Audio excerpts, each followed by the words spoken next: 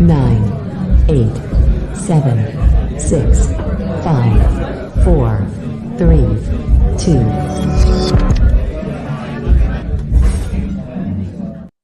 What's going on, folks? Good evening, good evening, good evening. Thank you for joining me. My name is Markus Thomas. Welcome to the Pro Fan Talk. And we are ready to get it in. Been a lot of stuff going on. The NFL is the gift that keeps on giving. Had one set of circumstances we were going to talk about today, and all this other stuff popped off. The whole thing with James Harden, the NFL gambling violations.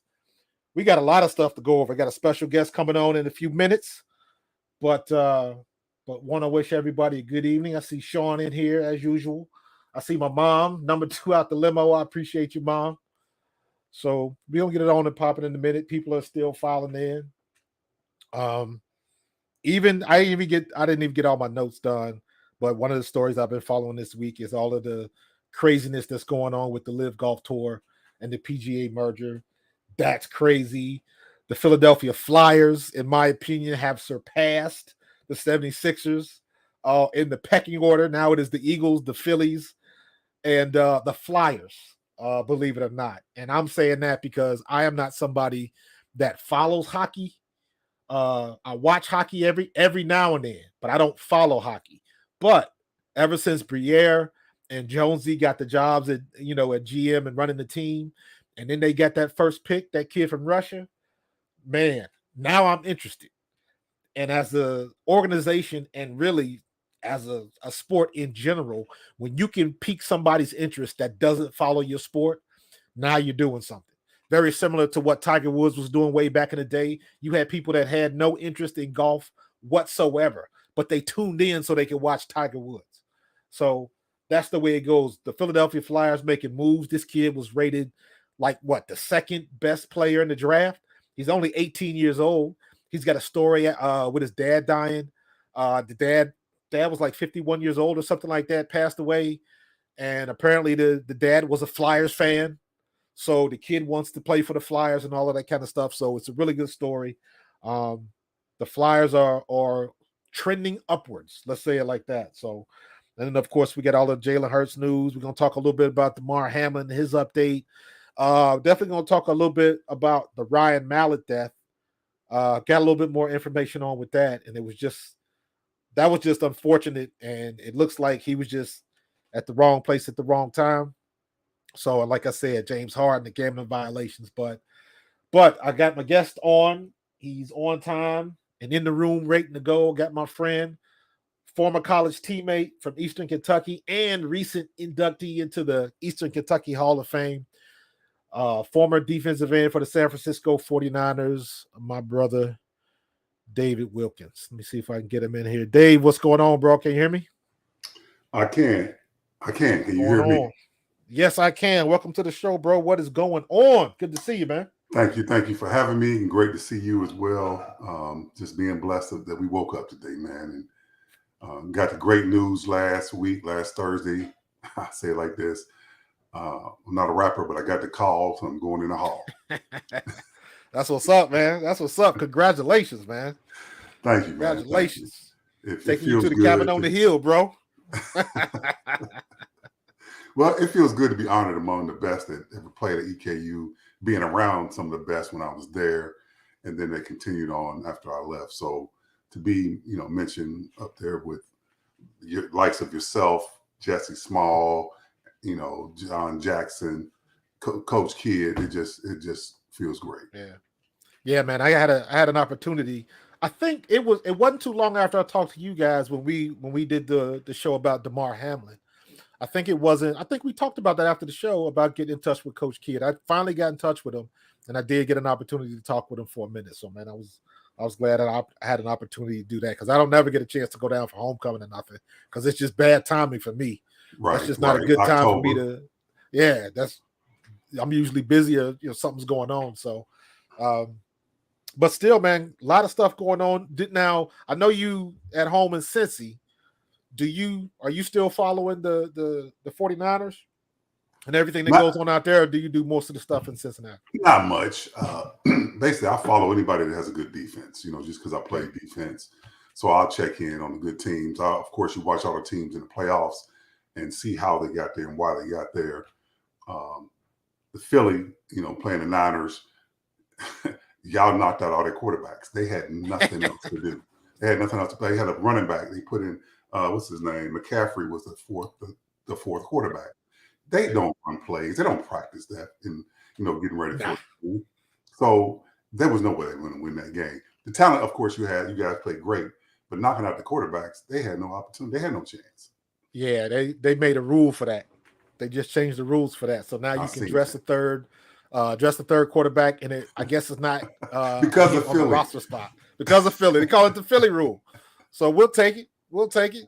They tried to change two rules. Well, one rule they did change was the quarterback rule, and the other rule they tried to get changed was they didn't like our quarterback sneak, so they were trying to get it called illegal. When you get behind him and push him, but that didn't start with Philly, did it? I know. It didn't. But I just thought it was interesting how they had been doing that for the longest time, but when Jalen Hurts started doing Brady, you can push Brady. They ain't say nothing about that. Exactly. Now Wow. So it was just I guess they just didn't like the fact that we were so successful. We were like 93% or something goofy like that. But most people forgetting the fact that we got a quarterback that can squat 605. That helps. Nobody was complaining when Gardner Minshew tried to do it against Dallas and he got blasted. Right. Because he didn't know how to run it. It's like, we know how to run it. Jalen Hurts knows what he's doing. And it's like, where we're going. You just can't stop us. So it is what it is. Your job is as a defense is to stop it. You practice it. If you can stop it, great. If you can't cry over, you can't now start crying because you can't stop it. Right, man. Wow, that's interesting. If you're going to be mad, you be mad by yourself. That's how I feel. So it is what it is, man. But now one of the things I always ask this question, especially for guys that play in the league, man. How are you looking at today's NFL and all the things that we couldn't do, we couldn't get away with, and all the stuff that these kids got to deal with now from everywhere with these crazy rules where you can't even breathe on a quarterback, all the way up to like the stuff they got to deal with the social media and all that kind of stuff? It's interesting that you asked me that question. I just got like a key fob from the NFL films. Have you applied? Well, if you haven't, you need to, where you can get all your film, your plays from the NFL films. Mm-mm. I'll text you the information. Okay. They sent me 2 discs of the 2 years I was in San Francisco, and then just about a month ago they sent me this, and it has all of my play. Now it was only 2 minutes. Yeah. But they slowed it down to 4 minutes. But still, it was good to see, myself out there. And the question you asked, a couple of those hits that I did, quarterback let the ball go, bam, I hit him. Another guy got the guy low, I came high and hit him. All those plays I would have got fined for. Or basically I would have been playing for free. Or, definitely fine. Yeah. The guys, the NFL now, it's all about money and the quarterbacks. It ain't really about the defensive players. But it's sad. It's weird because they're paying all these guys all this money, but you can't do nothing. Can't do nothing. I'm coming back to what you're saying, but I'm switching over to they just made the rule about you're going to start putting the kickoff at the 25. Well, now you just cutting jobs for people that are on special teams. Exactly. And all those other guys that play their position, they ain't playing some of them are playing both, but those special team players, now you just cut out jobs because you said you're going to set the ball at 25 and go. Well, guys were going to the Pro Bowl. They were making extra money because of those jobs on the kickoff. So now you eliminated that. But, man, they it's still football in a sense. They still banging, but they're not banging like us because I couldn't play in this era. People ask me, no, I couldn't play in this era because I was taught not to hit you, but you play running back. I wasn't just trying to get to you. I was trying to run through you. Separate the man from the ball. Bam. That was the rule. But if I hit you like that in this day and age, I'm going to get fined. Yep. But for doing what I'm supposed to do, but now they say that you're not. You can't even, like you said, and I play defensive end, so excuse me, I'm tripping. My job was to make sure I knocked the shit out of the quarterback. Can't do that now. Can't do that no Can't do that now. You might as well just go back there and just touch him, boom, and then all right, play with. Yeah, we lost the game when we played when the Redskins, when the Commanders beat us. The second time we played them, it was a close game, and we were about to get the ball back. And the guy from Washington, the quarterback was scrambling, and then all of a sudden he went down. And Brandon Graham was coming behind him and couldn't stop in time. So we kind of put a little hit on him. And then, of course, the dude flops and everything. They throw the flag, they get the first down. And they run out the clock. So we didn't even get a chance to get the ball back, or we most likely probably would have scored the way we were going at that particular time. So it's tough to lose games like that. The Bengals in the AFC Championship game. Yep. The guy was totally wrong, but dude, he out of bounds. You can't touch him, man. You can't touch him, man. You can't touch him. But he did, and now first down, you end up getting a field goal. They lose by 3. Yeah, you just got to get used to it. It's not fun. Some of it's not fun. Even some of the stuff where it benefits us, and you kind of look at it and just shake your head. Okay, back up. You said benefits us. What do you mean by that? No, what I'm talking about when you get a penalty and it benefits our team. Benefits the team. If me as a fan, if something happens and they do something stupid and we get the benefit of a ticky-tack foul, then you don't think about it like that. But when it costs you, then you're all up in arms. But it goes both ways. You're gonna win some, you're gonna lose some, but eventually they're gonna get you. And some of this stuff is ridiculous. But that's what they're trying to do. They trying to protect. It's the league right now, to me, seems very hypocritical. And this is a good transition to the next topic. I had written down was like all of this gambling stuff. And I put a little video out earlier today, and I was talking about back in the day. You remember when you walked in the NFL locker room, the first thing you saw was no tobacco. No, you saw those signs everywhere. But back then, it wasn't like they had a store in the stadium where you could buy tobacco, and it wasn't a Skold store or something like that. But now they don't want you gambling in the league, and that I understand. You shouldn't be gambling on games and stuff like that. That's 100%. I agree with that. But don't have a betting station in the stadium. Don't have a little mini, because I think right now there's 17 out of the 32 teams have a facility in the stadium where you can place bets. And it's going to be more, because this is what I didn't know until I did some digging today. Now, I don't know if this is per weekend, or per month, or per year, however it works. If you receive bets at your facility, once you get over the NFL teams, mind you, once they get over 20 million in profit, all of those overages, all of the teams pool them together and they distribute it out evenly to all of the teams. All the players. No.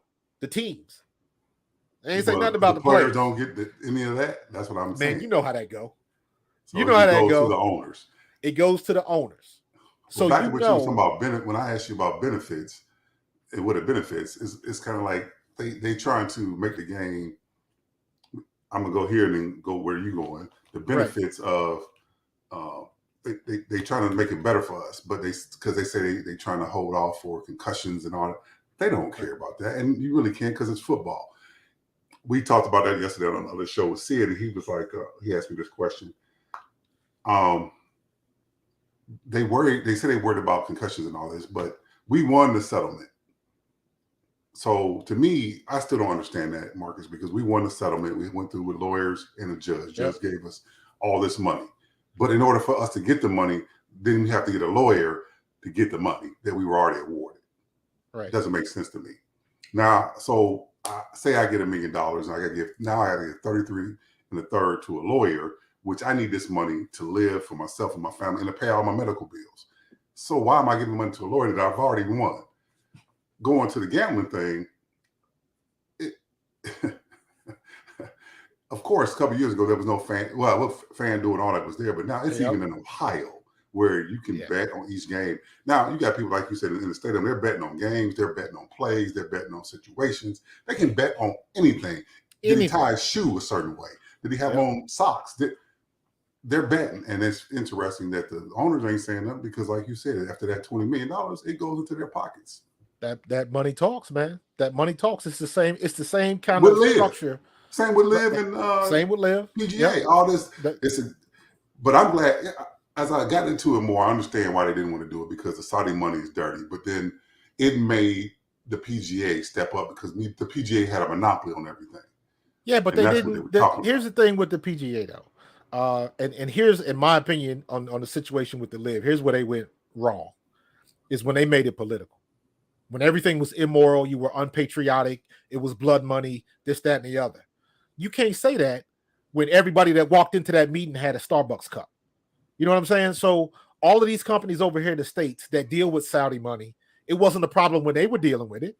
So you got to keep it even. So for them to bring it up like that, it to me, that's like, but see, and then all of them got paid, and then the ones that didn't, they stood up for the PGA, and now the head dude, like, we're gonna take this money, y'all, and we're gonna, part. Well, you know why they had to take the money?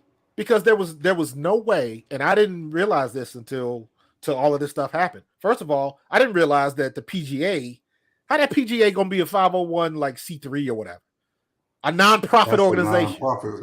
It's all profit. No, the PGA is a nonprofit organization. Well, that's problem number one. The other issue is, they don't, like, you know how they dealing with all the stuff with the NIL and stuff like that. PGA players can't do that. The PGA owns all of that stuff. So if you want to, I don't know, be on a video game or license your likeness somewhere, you got to check with them first because basically they own it. That's why I said I like what Liv did. It opened up all of what you're talking about. They had a monopoly on everything. Yep. And then they open it up, and then now they eating crow because they had to take that money. That money, Saudi money's deep. No matter what you think, say whatever, that money's deep. It ain't never going away, and they got a lot of it. The biggest reason why they had to do what they did was because they were never going to settle all of those lawsuits. They would have ran out of money before that happened. So they were in between a rock and a hard place. So they had to do it. So that's like me. I went with them, and I got paid well to where my family's generation will be fine. But you said, you're making some good money. They upped it a little bit in the PGA, but you didn't get what I got now. So now they pissed. Exactly. But I'm like, the PGA basically bullied those guys, the ones that had the opportunity to go and didn't. So the PGA bullied them, and the guys that were strong enough to make their own decisions and mindsets, make their own decisions, stay with it. Irv, I see you, man. What's going on, brother? So they did all of that, and they shouldn't have. They had to do something, but it was too little, too late at that particular point. So, it is what it is, and it's still in an uproar, and it's still all chaos. They don't know what's going on. Both sides seem like they really don't know what the heck is going on. So we'll see what happens. That's an interesting case, man. But but as back to football, when Antonio Brown, and this is how I see it, this is my opinion, when Antonio Brown did what he did in the Steelers locker room that time and did the live, he did a Facebook Live or something when Mike Tomlin was giving that post-game speech. Ever since he did that, the social media thing has just gotten ridiculous. That was like, to me, that was like the last straw. The first straw, if you remember all the way back, what was the guy that played for the Patriots? It was a receiver, white guy. He's one of the small receivers that Belichick liked. But anyways, go across the middle. I know what you're talking about. When the social media stuff, as far as athletes, when that stuff got out of hand, that dude was over in Europe somewhere, and he hooked up with some chick over there, and she videotaped him sleeping. I remember that. Just to say, hey, I'm with such and such, and she put it on her like Facebook Edelman. page or something Somebody like that. said Edelman. Yeah. Edelman, yes, Yeah. exactly. But he wasn't married or anything. But you can see how that could go left. You know what I mean? And then ever since then, it just got progressively worse. What worse did Herm worse. Edwards say way 10, 15 years ago? You can do all you want to. You can get mad, type it up, all this stuff. Don't press in. Don't press send. And I've done that. I've done that many times. When I went off, and I stepped back like, you know what? Forget it now. Don't do it because it don't make who am I? You got all these brave people on Facebook. I had some guys that I said keyboard warriors. It was all they say some things. So then I get off Facebook and I call the guy. He don't want to answer. I'm like, oh, you can talk all this crap on Facebook, but you can't answer the phone. And we're gonna go, mano a mano. We can have disagreements. I ain't gonna hurt you or put my hands on you, but you ain't talking smack. Now that I called you, but you talk smack on Facebook. They don't want that smoke. They don't. When we played, when you went to the locker room after a game, you had all your beat reporters at your chair, at your locker. So if somebody wrote something about you, they had to look you in the eye that week. Mm-hmm. They had to come see you. Mm-hmm. So it was a different type of respect and the way things were handled back then.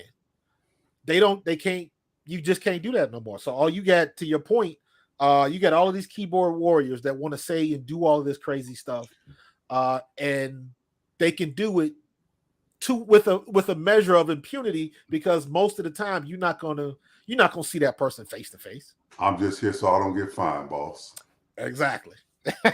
I'm just here so I don't get fined, boss. Just keep saying it. But like, look at it. You got so Antonio Brown did that. Now you got all of the news came out today is 4 more players that's getting suspended for gambling. I still don't understand that. It makes no sense. They're stupid. You know the rules, man. It's in your contract. It's in the locker room. You can't do it. It's stupid, man. But I'm like, to me, it's hypocritical. Now, mind you, we talking about the same league that, they'll hire people for investigations and don't read the report. So we got to understand the source. But hypocritical in a sense, but I knew from college, man, that you couldn't gamble. So, as a young man, even when you go to pros, you can't gamble, man. Well, some interesting happened. One of the guys that got tagged today, what's his name? He's got a French name. I can't remember his name now. I believe he's the offensive lineman. I want to say he's from Jacksonville, but he got tagged. So he's going to get suspended. And he said, he takes full responsibility and all that kind of stuff. And he said that even after going to the seminars, he didn't think what he did was wrong because he did not bet on NFL games. The reason why they got him is because he bet on something else, but he did it at the facility. So he could have been betting on frisbee golf, but because he did it in the facility, they're gonna suspend him. So they don't want you to bet on anything if you are in an NFL facility or you are at an NFL function if you are an NFL employee. Well, yeah, I got the rules up here. Don't bet on an NFL. Don't gamble at your team facility while traveling for a road game or staying at a team hotel. That's what that says. Don't have someone bet for you. That's bet on anything. But it says don't gamble at your team facility while traveling for a road game. Right. But his I guess his argument was, even though he understood that, he's given the impression that he just thought they were strictly talking about betting on the NFL. And that's where the misunderstanding was. At least that's how I understood it. But at the end of the day, I still say it's hypocritical when you want to smack down those type of rules, but in 5 years, every NFL facility is going to have a betting station.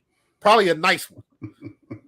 It's probably going to be a place where you can watch the game, place bets, and get chicken wings at the same time. Oh, yeah. So drink beer, they're going to make money off of it. Of course, and not just gamble for the team that's in your city. You're gambling for the whole day, all the different games that day. Yeah, man. It's crazy. It's crazy, dude. And the stadium will get a piece of that money. Of course, we know the owners. They're going to spread that money around except to the players.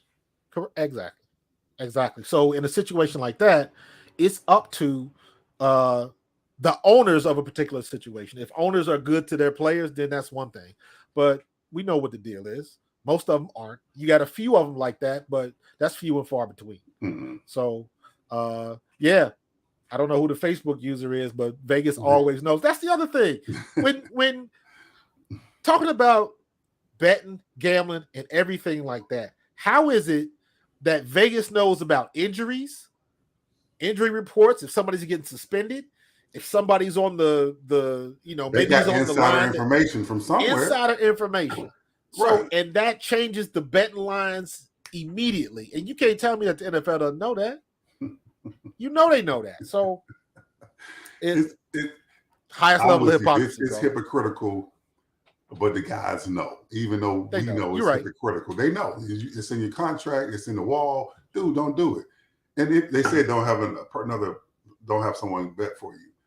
Well, technically, they don't know somebody betting for you unless you open your damn mouth, man. Cousin Jake, here, you go 5, do what you do. And let me be honest, I don't think you can do that no more. Because I think it says don't have someone bet for you. No.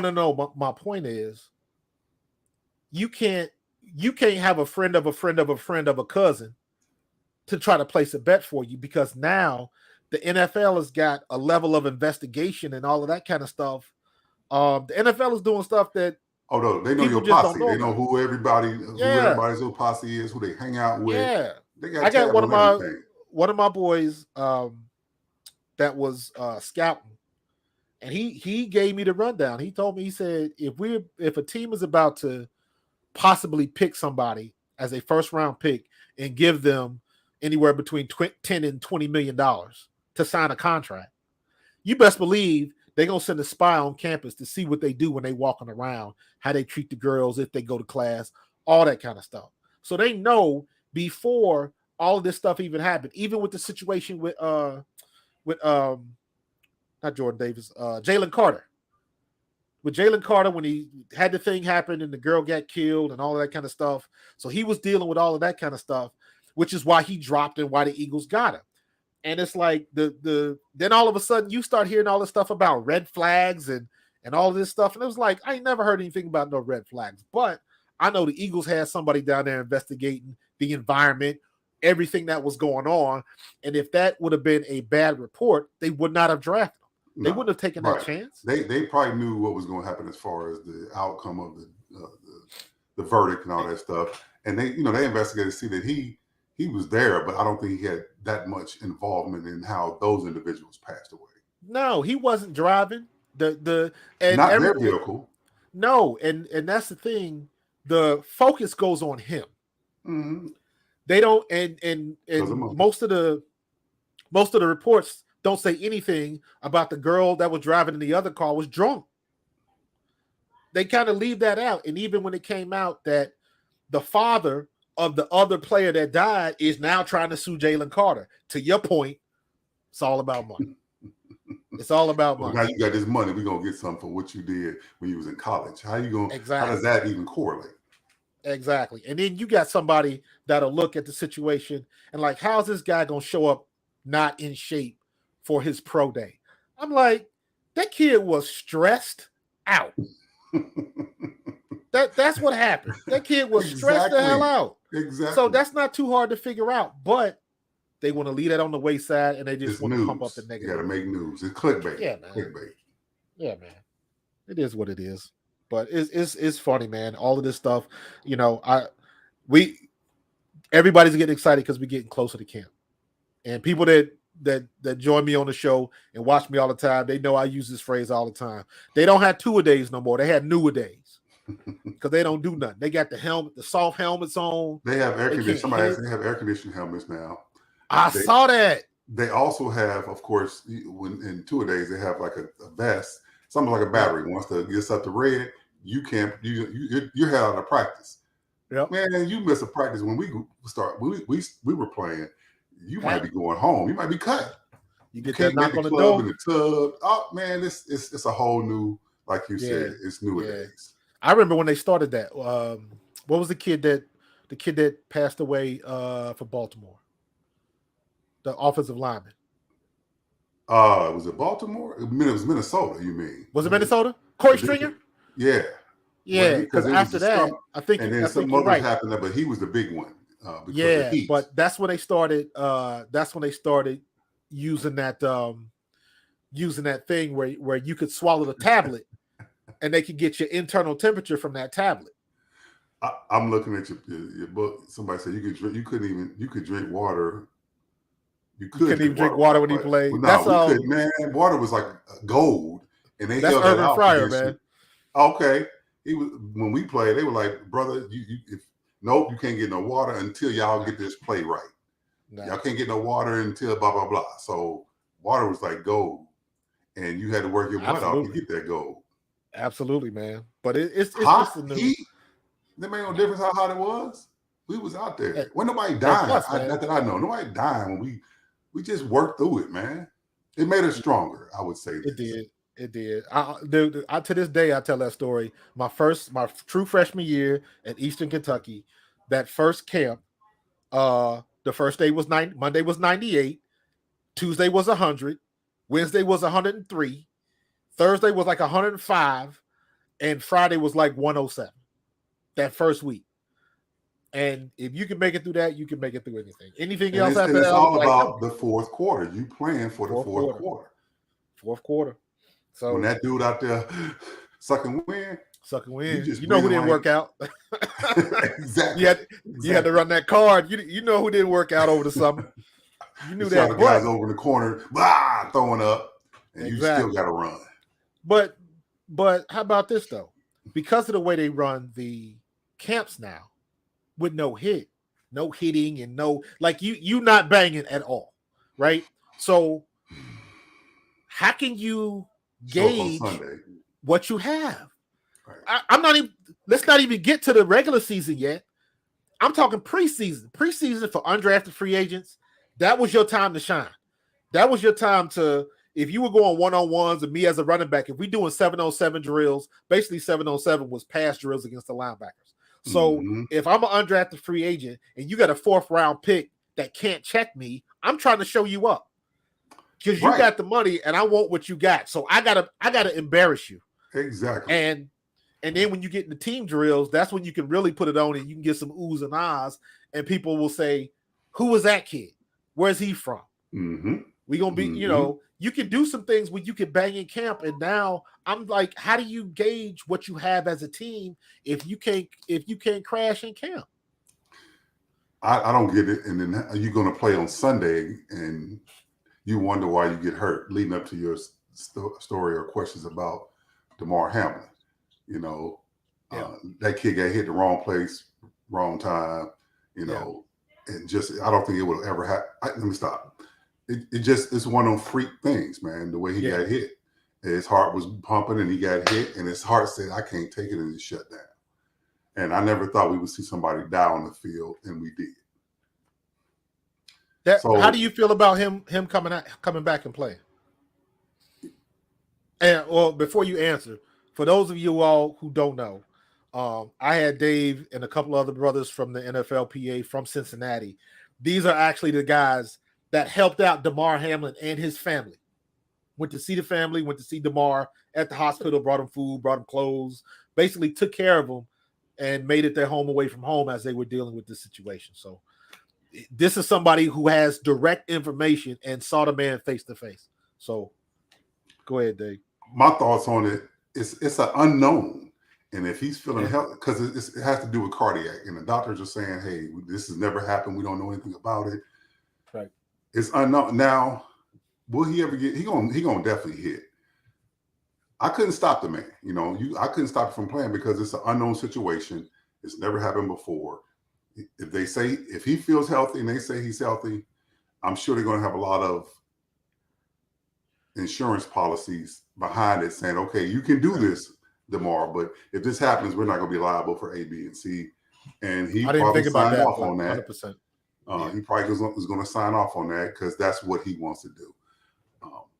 Myself, it's one of them. At 20, he's only 20-some years old, so we think we invincible at that time.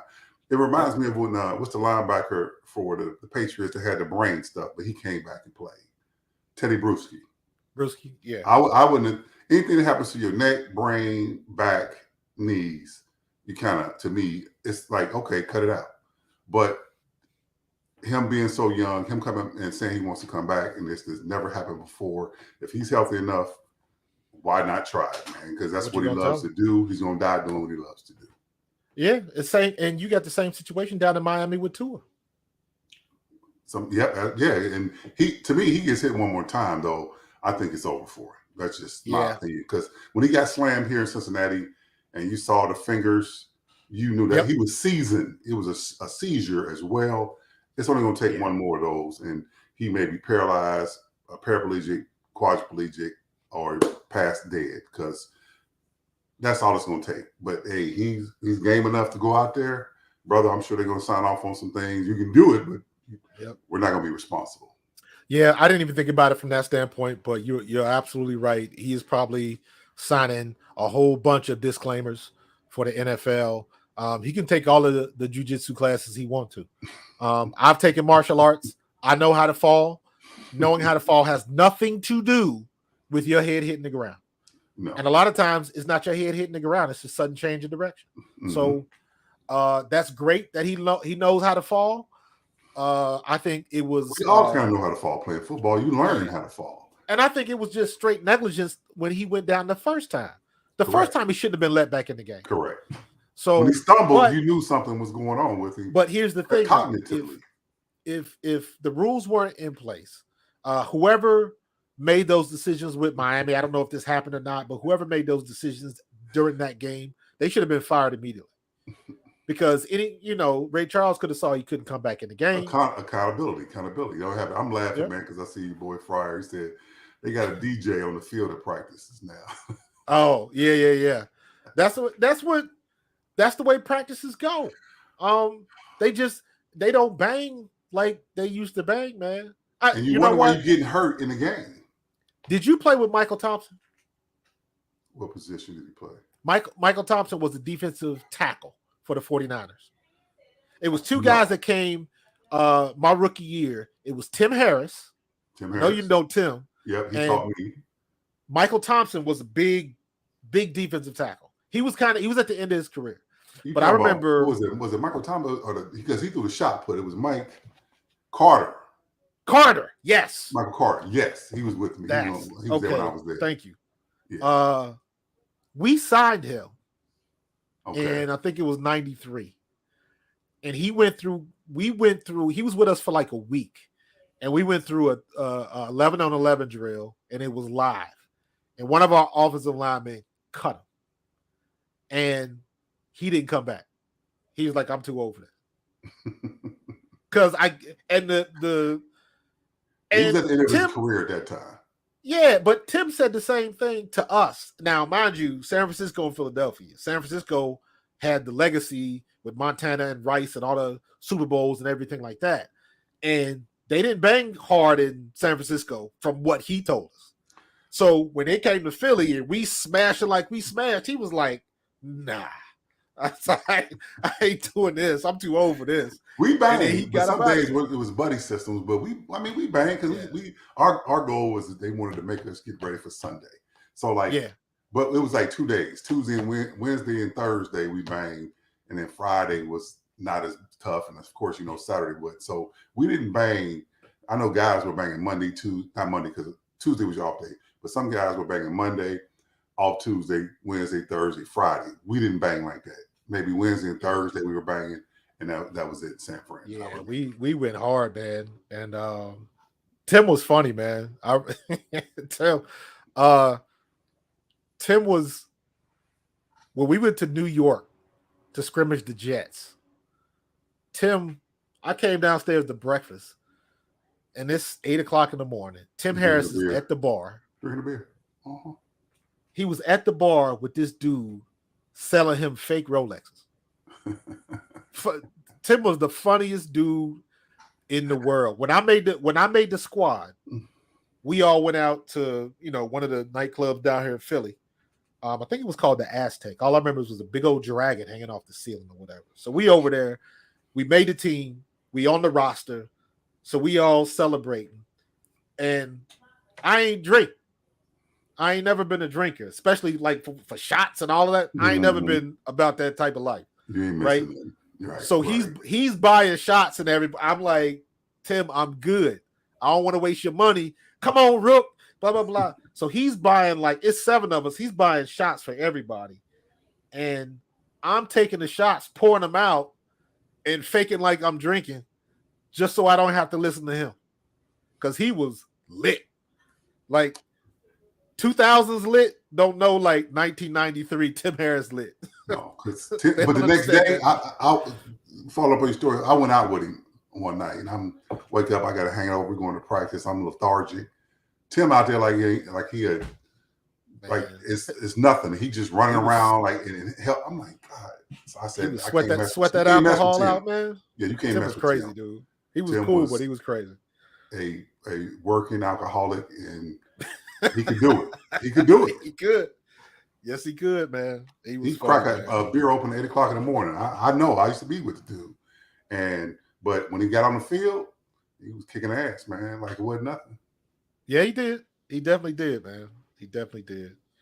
So, but one of the things I wanted to touch base with you about, because I know you do a lot of stuff with life insurance and things of that nature, right?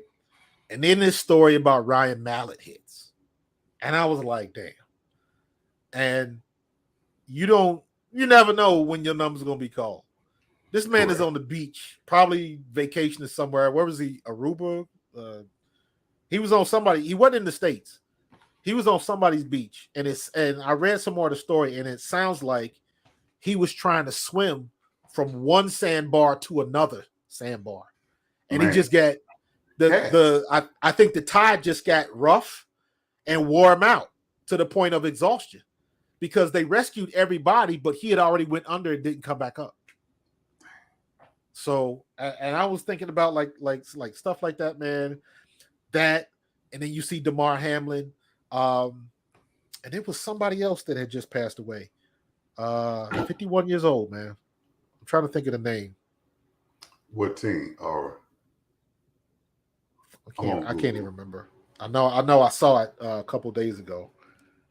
I think I did too. You know what? No, I think I'm getting my stories mixed up because I'm thinking about the hockey kid's dad. That's what I'm thinking about. The kid that we just drafted for the hockey team. His dad died at 51. Okay, yeah, you were saying that earlier. Okay, but I mean, even with stuff like that, man, hearing people, Ryan Mallett was like 35 years old, man. 35. And it's like, I'm looking at it. My birthday is on July 12th, and I will be 53. Me and my twin will be 53. And to be blessed to be around that long. And I don't, praise God, I still got at least most of my marbles upstairs. Mm-hmm. My knees don't hurt yet. I can't see nothing, but but everything is good. I know there's a lot of people worse off than me. But in situations like that, man, when you good, 35 years old, we on vacation, we chilling, and then bam, he's gone, man. And it's amazing how many people, they don't think like that. Nobody, I guess everybody feels like they're invincible, or you just don't think about stuff like that. I'm young. I don't need life insurance. I don't need it. And that's the best time to get it is when you're young because it's going to cost you less. Your mortality is not as greater as you get older. So you can get a lot for pennies on the dollar. And then as you get older, you're still paying pennies on the dollar. But our mentalities are just, I don't need it. Even when I was 21, somebody asked me, I don't need no life insurance. I'm 21 years old. Yeah. Stupid. Yes, you do, because it ain't going to cost you much at 21. So say you get a $100,000 policy, you're paying maybe $25 for it. Now, you're 51, you still paying $25 for that same $100,000, and it's built up some cash value that you can borrow on. So I pray that he had some kind of life insurance. I'm sure he had some money set aside because, he was a top pick too. Didn't get drafted. Okay. Not that he couldn't run through it, but still, I pray. What I pray for is these young guys, they say, well, the first thing I hear out of people is my agent. I don't give a damn about your agent. I'm talking to you. I understand you got your agent, but then your agent's going to do what? He's going to find, he has somebody working in his team that deals with finance and life insurance. He don't do it. That's not his job. His job is to service you. But you think everything he says is gold, and it's not. The one thing about it that I'm proud of is the fact that whoever it was with Allen Iverson took $35 million and put it up somewhere. Yeah. Whoever that person, that's a godsend right there, because he would have been broke. He's still making $800,000 a year from Reebok, but still, when he turns 50 here soon, 55? he's going to be able to get a check for $35 million. $35 million. That was a big story up there. Right. So that was a person that was on his team that said, I care about you enough. I know how you are. I'm going to take this money and put it here and hide it for you. Not for me, for you. So these guys out here, my agent, because I would tell guys, now we already know we're a business now. Once you get to the NFL, you're a business. Like LeBron spends over $500,000 on his body. That's why he's able to continue to play. So you should, not that every guy that can do that because with free agents coming in or whoever you pick, but still, as you start getting in the league, you're a business. So get a trust. Put everything that you have in that trust, so that if something does happen to you, it can pass to your loved ones without having to go to probate. Because probate can stay in probate for years. And of course, who's getting the money? The state, the government, all this. While y'all sitting there waiting, and if you had a trust, it just passes on to that individual. Or even with life insurance, real quick, it passes on to the company just sends the beneficiary a check tax-free, instead of you sitting there doing a GoFundMe account or a fish fry trying to raise money to bury Uncle Jim. Said the fish fry, yeah. And it happens a lot, man, for people not being prepared and all of that type of stuff, man. So definitely good info, bro. But I'm gonna let you get out of here, man. I appreciate the conversation. We definitely gonna do it again. I definitely want to hook up with some more of the Cincinnati brothers later on during the year. Okay. So we can talk football. And we September 23rd is the date for us going in. Whoever I still don't know who else is going in on the 23rd to the Hall of Fame at EKU. Gotcha. So they send me the information. It's the 23rd, so I'll be down there having a great time, being humbled enough to be put in. I got 3 minutes to tell them how much I couldn't stand East Kentucky. No, I'm just kidding. I got 3 minutes to talk about East Kentucky and my growth from the like you said, being a freshman to a senior and being blessed to make it to the league. So. Man, everybody goes long, bro. Everybody goes long. You'll be all right. All right, ladies and gentlemen, that was my homeboy, Eastern Kentucky Hall of Fame alum, David Wilkins. I appreciate you, brother. Thank you, man. Peace. And I'll definitely have you on again, man. And stay close. Once I get done with the show, I will call you back and we'll recap a little bit. Okay, great. All right, I'll take care. Have a great time, man. Love you, man. All right, bro. Love you back, bro. Yeah, man. That's my homie. Big Dave. Uh-oh. And hold on for a second, because now I'm getting like you, Irvin. I'm missing my commercials. So hold on, and we're gonna get our commercial real quick, because I don't want nobody to be mad at me. Where is it? Where's it at? There we go. So hold tight. Hey, Birds fans, the NFL schedule has arrived and Philly Sports Trips has all the details now. Visit the site phillysportstrips.com. This is sure to be an epic season. Be sure to go there now to make sure that you don't get shut out. Join us in Tampa, LA, Seattle, or when we get revenge in Kansas City. Don't want to fly? No problem. Gather up your crew and hop aboard one of our signature boisterous bus trips to DC or New York. Sign up now and make sure to mention A2D. Don't miss out on the best Philly fan experience anywhere. Philly Sports Trip customers always stay at the best hotels and meet NFL legends. Book today. Yeah, man. Sports trips. Mom, what you talking about? Shame on him. Yeah, man. Big Dave used to bring the noise. I think Dave was a sophomore or a junior my freshman year. So he was upper class, put his thing down, got to the 49ers. Hey, he was one of those dudes that would show you the way, because you're talking about back in the late 80s and early 90s when all eyes were not on small colleges. We're 30 minutes from University of Kentucky, who was in the SEC. They weren't a very good football school, but they were in the SEC, so they would get all of the attention. And then an hour the other way was University of Louisville. They were more known for football, for basketball, but they had a pretty good football program too. I believe Howard Schnellenberger was down there, who had just come from winning the national championship from Miami. So they had some good pedigree in Kentucky. So we had to earn our stripes. I remember we ended up losing. I think we lost 21-17. We played Louisville one year. I think it was my sophomore year. And then University of Kentucky never wanted to play us. Never wanted to play us. The thing with Kentucky was I wanted, when you're coming out of school, you want to go to a D1 school. That was a couple of my teammates went to Ohio State. Some of them went to Miami of Ohio. I wanted to go to Michigan State or Arizona State. And one of my teammates ended up playing for George Perlis at Michigan State.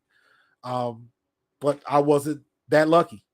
And got lucky and met Coach Kidd and went down to Eastern Kentucky and ended up being a record breaker and having a Hall of Fame career. So you never know how things are going to work out. But we earned our stripes. We earned our stripes at those 1AA schools, same way they would do it at the HBCU schools, same type of thing.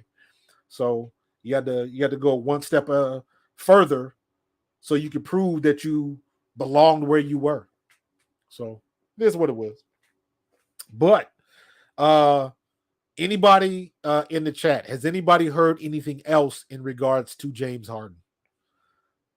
Let me see. I'm not following ESPN on my phone, but I am so hoping that he'll be done and he'll go somewhere else. Just so we can be done with that aspect of this with the 76ers. And I meant what I said. The Philadelphia Flyers have usurped the 76ers for that number 3 spot in the city. I am more interested in the Flyers now than I am in the Sixers. I will not really get interested in the Sixers until we're halfway through next season.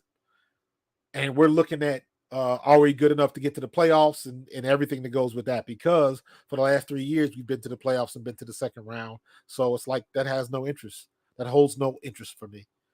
So they got a long road to hoe. And Joel Embiid, man, you better get your stuff together, bro.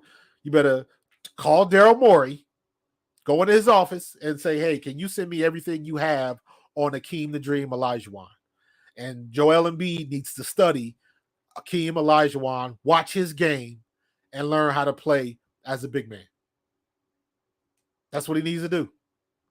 Because if you want to act like you're going to dribble and you got handles and all that kind of stuff you did in the playoffs, man, go on somewhere with that because that don't win. So you take somebody who plays your position and has championship pedigree and the game to match it. The game to match it. Dirk Nowitzki ruined it for every big man in the league. Ever since Dirk Nowitzki, you got these 6'10", 6'11", 7-foot guys coming out shooting threes. And it's great that you can make them, but eventually somebody got to get down on the block. Please and thank you. If your shot ain't falling, get your behind on that block and you dunk on everybody breathing.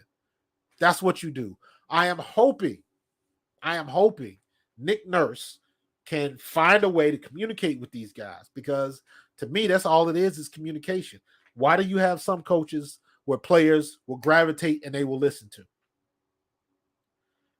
Everybody can't say that. You look at the situation we're in as Eagles fans dealing with Nick Sirianni right now. Go all the way back to the press conference, planting flowers and all of that. When he said those words, plant flowers, everybody wanted to throw him out with the bathwater. They were like, what in the world have we got here? We don't plant flowers in Philly and this, that, and the other. And we hard-nosed, blue-collar, cheesesteak eating fans in Philadelphia. We don't go for that. And guess what? All he did was win, win, win, no matter what. So my thing is, my wife knows I say this a lot. I don't get too high or too low about situations. Let it play out, and you'll see what you got. I believe Nick Nurse is a good hire. Y'all know how I'm thinking. I wanted Mark Jackson first. And then your guy went to Monty Williams went to Phoenix. And we got Nick Nurse. And I have no problem with Nick Nurse. Nick Nurse won a championship in Toronto, a team that had only been in existence for 6 years. And he won a championship. So I'm hoping he can bring whatever it is he got. I hope he can bring it to Philadelphia. And I hope he can get into Embiid's ear and get him in a situation where he will listen. And one of the things we got to do is I want to know who they are going to bring in. If Harden is out of here, we got to bring in a veteran that can get in Embiid's grill. We need somebody that can do it like that. You saw the blueprint with Jimmy Butler. PJ Tucker ain't cutting it. He's got the attitude. He just don't know how to game the match. So we're in a situation where we really need role players badly. We need somebody that can help hold everybody accountable. Because I don't ever want to see that nonsense like I saw in the playoffs from Embiid and Harden. They look god-awful. God-awful. Embiid is the MVP of the league, and Al Horford is posting you up, bro. Like, really? You should have been eating all damn day. And that just throws more fuel on the fire in Joel Embiid's camp. That all he cares about was the MVP award. Once he got that award, his play tanked. Meanwhile, Jokic, one of them games couldn't hit a mirror in the bathroom, but you know what he did? He was directing traffic. He got his butt down low, and he made his team better anyways. Despite him having a bad game, he made his team better anyways. For some reason, Joel Embiid hasn't. I don't know if he just doesn't have that personality.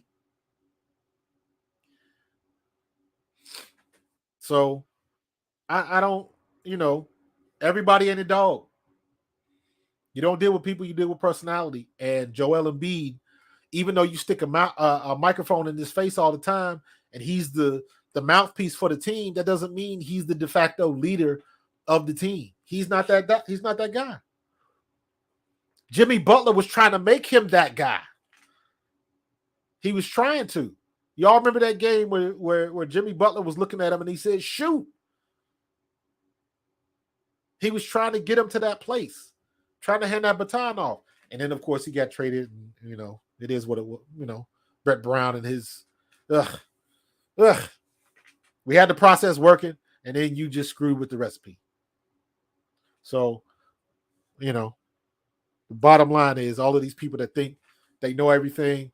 When you're a GM, they are paying you to be the smartest man in the room. And the problem is when you are not, that's the problem. That's the problem. What's up, Pete? So, if Miami wants to be in on Harden, so be it. Butler and Harden, no. I don't see that working. Because they're the same type of player, and I don't know. You'd be better off with just Butler. To me, Butler and Harden are basically the same player right now. I think Jimmy Butler, his legs are a little bit more. He still has some more gas in the tank than James Harden.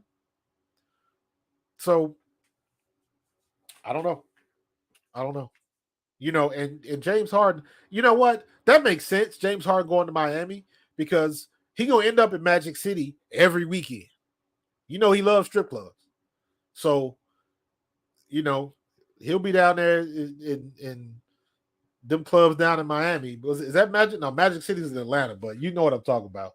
He gonna be down there with them fools down there in Miami, and that's gonna be bad for business. So, I don't know, but I just wanted to not be our problem, and that way we can focus on getting Embiid's head right and his game right, and letting Maxie loose. Turn Tyrese Maxie loose. Let that boy go. Let that boy grow. He is not in his prime yet. Next year, Tyrese Maxie, that's the year. Next year. That's when Maxie puts it all together. This is going to be a developmental year, the 23-24 year. So not this upcoming football season or basketball season. It's going to be the next. So I guess it'll be 24-25. But Maxie's going to get better going into this upcoming year, and the year after, I think Maxie's going to take off. That's when he's going to hit his stride. So, be hanging with Tyreek in the clubs. You ain't wrong, man. You ain't wrong. So, but let me get up out of here, man. I appreciate you guys. Great show tonight. Appreciate my boy Dave, Big Dave, coming on the show. Again, congrats to him. Eastern Kentucky Hall of Fame. That means you're the best of the best, brother. And I appreciate you all joining me. I will be back next week, next Thursday, same bat time, same bat channel here on the mothership, A2D Radio. We're going to keep doing it, man. All right? If you're coming back next week, bring a friend. I will see y'all then. See you guys. Hopefully I'll be able to have some pictures of what kind of barbecue I'm cooking if it don't rain on us. We'll see. But y'all be safe out there, and I will see you guys next week. Peace.